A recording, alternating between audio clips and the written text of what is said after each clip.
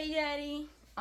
So today I am reading How a Husband Speaks, R.G. Frederick, Chapter 5, The Kilt and the Claymore, Disarming, in parentheses, and Disrobing, in parentheses, Defenses to Restore Material Eden. Now, I'm going to start with the italics that are on the page. She took of its fruit and ate. And she also gave some to her husband who was with her, and he ate. Then the eyes of both were opened, and they knew that they were naked. And they sewed fig leaves together and made themselves loincloths. And they heard the sound of the Lord God walking in the garden in the cool of the day. And the man and his wife hid themselves from the presence of the Lord God among the trees of the garden. Genesis 3:6-8. Okay. Now this is the start of the regular text. We often recommend that married couples fight naked during seasons of conflict. It's mostly a metaphor, though applying our advice literally has been known to have certain advantages. The metaphor is intended to help couples be more vulnerable with each other.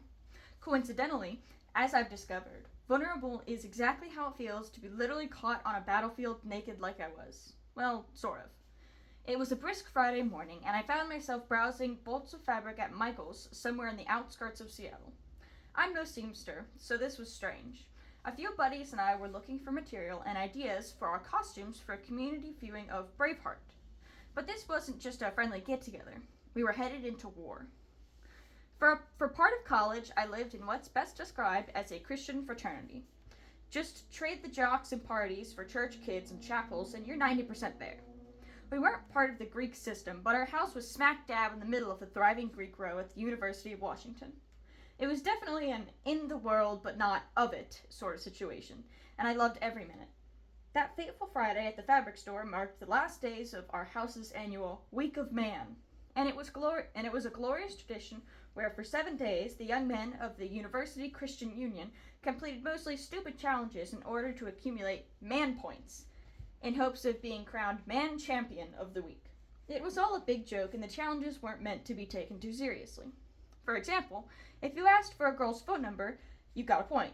Get another point if she says yes. Get 2 points for a rejection.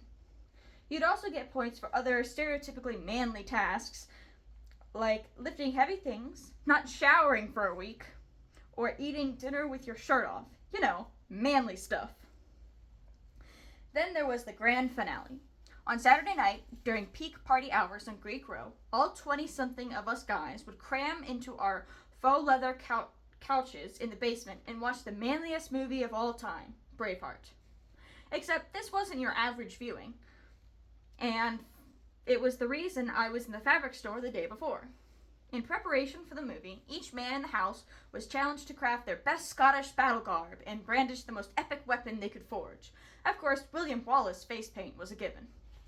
Then, right in the middle of the movie, before the biggest battle, with regalia and armament and all, we'd pause the show and race down Greek Row, sprinting through the Saturday night partygoer masses, wielding our warcrafts and screaming at the top of our lungs, "Freedom!" That was the plan anyway. Back to the fabric store.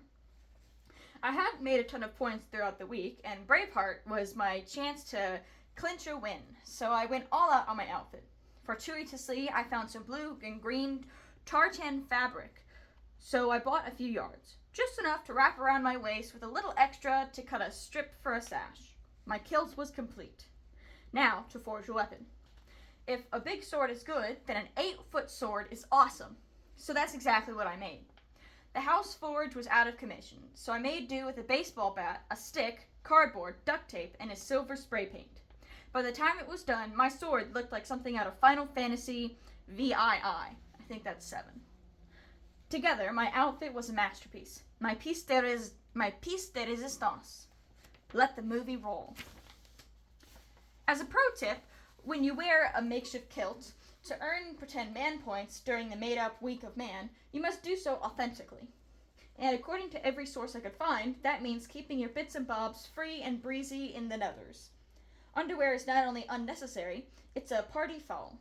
So since I couldn't risk losing points on the night as monumental as this, I obliged. This is where the fighting naked analogy comes in. For all my academic advances, sewing was not a subject in which I excelled. This became crystal clear during the intermission when we took to the streets. Oh no. I remember it like it was yesterday. We hit pause on the film. It's as if time warped into slow motion. We emerged from the basement steps, out into the crisp ruckus of Saturday night. I raised my mighty sword and belted out, "Freedom!" with full gusto. Which reminds me, speaking of belts, one more pro tip. 3 safety pins are no replacement for a sturdy leather belt. Oh no, I thought. Only a few strides in, I was horrified. However much fabric I bought, it wasn't enough. I mean, it wasn't enough, but it wasn't enough. Okay, let me reread that. I mean, it was enough, but it wasn't enough. At least not to go sprinting down Frat Row on a Friday night. There I was, barely covered in 2 yards of paper-thin fabric, running down the busiest stretch of Seattle sidewalk, surrounded by scores of gawking, drunk co-eds, and brandishing a mainsail-sized sword with the aerodynamics of a mattress box. Every step was a gamble, and I was playing for keeps. With one hand, I wielded my sword high overhead. With another, I desperately held on to my kilt and my dignity. Thankfully, I can say that I made my motley band of freedom fighters. Thankfully, I can say that I and my motley band of freedom fighters made it around the block, up the alley, and back to the house without besmirching my good name. I can also say I learned a few valuable lessons that day, which I'll happily share with you in the name of better marital communication. Okay, now there's a change in font here, and it says, "Broken Utopia and Innocence Restored." And it's back to the regular font. There's a special vulnerability that happens when you're naked, and not just physically, of course. Disrobing at home can be a great option for married folks looking to work through minor communication issues, but mostly I'm talking about emotional and spiritual nakedness. I'm talking about innocence. The passage at this chapter's outset describes that fateful day in the garden when Adam and Eve ate of the tree. After eating, then, quote, "The eyes of both were opened, and they knew that they were naked," ellipses, "and the man and his wife hid themselves from the presence of the Lord God among the trees of the garden," end quotation, parentheses, Genesis 3, 6-8, end parentheses. Just a few verses earlier, they had been naked and unashamed. That was over. They broke utopia and they felt it in their guts, so they hid. In a similar sense, we feel our own nakedness and the vulnerability that goes along with it. Deep down, we are keenly aware of our flaws and faults and our need to hide. When Adam and Eve hid in the trees, God called them out of hiding and, in their nakedness and shame, he covered them. They tried to cover themselves with fig leaves. My makeshift kilt comes to mind. But it was insufficient. So God clothed them in animal skins, Genesis 3:21. An animal died, a sacrifice was made, that they might be covered by God. You and I have the cosmic privilege of seeing Eden set squarely in the shadow of the cross. We can see now what it would eventually mean. From here, we know what God's covering would eventually look like. Hold on, let me make sure I didn't skip a page, because that was a little confusing. Okay, I didn't skip a page, so let me restart from the previous page. An animal died. A sacrifice was made that they might be covered by God. You and I had the cosmic privilege of seeing Eden set squarely in the shadow of the cross. We can see now what it all would eventually mean. From here, we know what God's covering would eventually look like. We know how his voice calling sinners back to him would eventually sound, and we've seen the cruciform tree behind which the offenders of God would ultimately hide. When God forgives, he restores innocence. Not naivety, but legal innocence. Your offense has been cleared and your record expunged. Not only that, but he has called you his son. This is the basis of fighting naked in marriage. And then there's another change in font right here. Loincloths lost. And then back to normal fonts. One of the unique aspects of a marriage between two between two regenerates hearts in that there are opportunities to return to Eden-like innocence and vulnerability within the covenant. When you're naked with your wife, whether it's physically, emotionally, or spiritually, you need not feel shame. It's idyllic and true, but not always our experience. Why? As life wears on you and you fall into routines, it's easy to let your hearts grow obscured toward one another. It's a gradual drift that results in communication habits that are tough to break, and, if poor communication patterns persist, conflict is inevitable. Then, instead of working through it with patience and vulnerability, you grab your armor and prepare for war. But what if you didn't? What if instead you threw the armor aside, cast down your loincloth, and fought naked? There are at least 3 clear advantages to be gained if you do. Number 1, lowered weapons. There's a font change, it's in bold, this is the title, lowered weapons. It's all too easy to weaponize our words with those we love most. We know the sharpest words to cut the deepest, and we intuitively practice pitch-perfect tones for delivering decisive blows.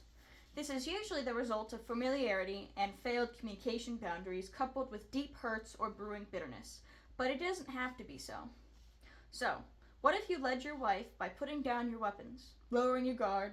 Nothing diffuses a tense situation quicker than laying down your weapons. Number 2, lowered defenses, and it's bold, so.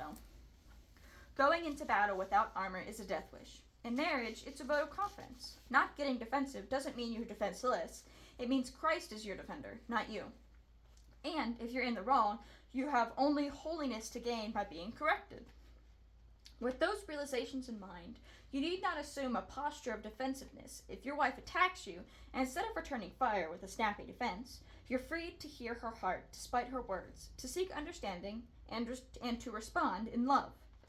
Then number 3, font change, it says, no surprise attacks. I'm amazed at how couples, us included, or in parentheses, us included, end parentheses, manipulate each other so naturally and unwittingly. There's a strong human tendency to want to be right at any cost. So, one of the best ways you can fight naked is by identifying the common manipulation tactics in your communication and refusing to use them. It's impossible to hide a trick up your sleeve when you have no sleeves. Alright, and then there's a title. It's a change in font. It says, A Return to Eden, ? Then this is the regular font underneath it. You and your wife will never be perfect on this side of glory.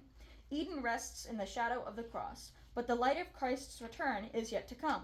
Still, you can grow, and still, your marriage can be safe. Eden can be a safe, Eden-like space where you exercise grace and love, unlike in any other human relationship. It will take work, intentionally, and a fair bit of nakedness. Sorry, let me read that. I read that weird. It says, it will take work, intentionality, and a fair bit of nakedness. But thankfully, you have the cover of your covenant and full assurance of the gospel, which beats a tattered kilt on a crowded sidewalk every time. Key takeaway. So there's a little box here.